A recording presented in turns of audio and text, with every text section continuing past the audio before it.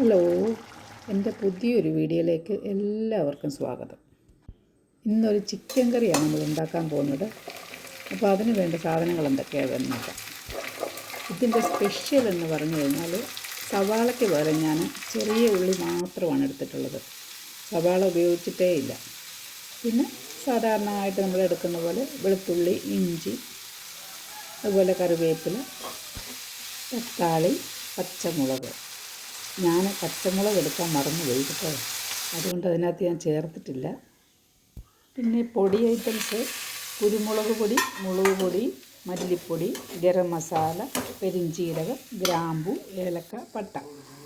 നമ്മളെടുക്കുന്ന ചിക്കൻ്റെ അളവനുസരിച്ച് വേണം ഈ പൊടികളെല്ലാം എടുക്കാൻ വേണ്ടിയിട്ട്. ഞാനിവിടെ പൊടിച്ചുണ്ടാക്കിയ ഗരം മസാലയും കൂടിയാണ് ഇതിനകത്ത് ഉപയോഗിച്ചിരിക്കുന്നത്.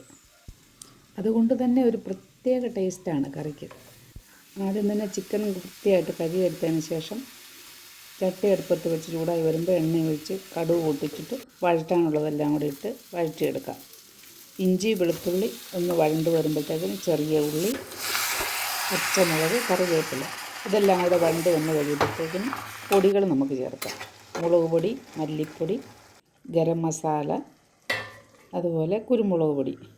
ഞാൻ പെരിഞ്ചീരകവും ഗ്രാമ്പു, ഏലക്ക, പട്ടയൊക്കെ കൂടി എക്സ്ട്രാ കുറച്ച് ചേർത്തിട്ടുണ്ട്. പൊടിയുടെ എല്ലാം പച്ചമണം മാറി വരുമ്പോഴത്തേക്കും നമുക്ക് തക്കാളി ഇട്ട് കൊടുക്കാം. തക്കാളിയും കൂടി ഇട്ട് വഴറ്റി നല്ലോണം വഴണ്ട് വരുമ്പം ചിക്കൻ ഇട്ട് കൊടുത്ത് ഉപ്പും ചേർത്ത് മൂടി വയ്ക്കാം. വെള്ളം ഒഴിച്ച് കൊടുക്കണ്ട. ചിക്കന് ചാറ് ആവശ്യമുള്ളവർക്ക് ഇച്ചിരി തേങ്ങാപ്പാലും കൂടെ പിഴിഞ്ഞ് ചേർക്കാവുന്നതാണ്. ഈസി ആയിട്ടുള്ള ചിക്കൻ കറിയാണ്. എല്ലാവരും ട്രൈ ചെയ്ത് നോക്കണം കേട്ടോ.